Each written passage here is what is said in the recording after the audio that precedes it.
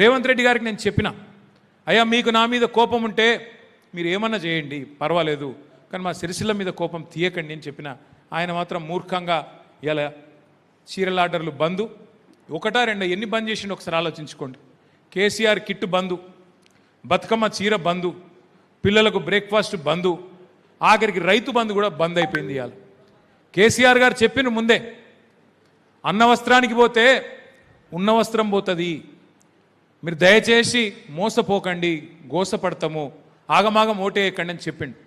సరే, మీరు సిరిసిల్లలో మీరు విన్నరు, కేసీఆర్ గారి మాట విన్నరు.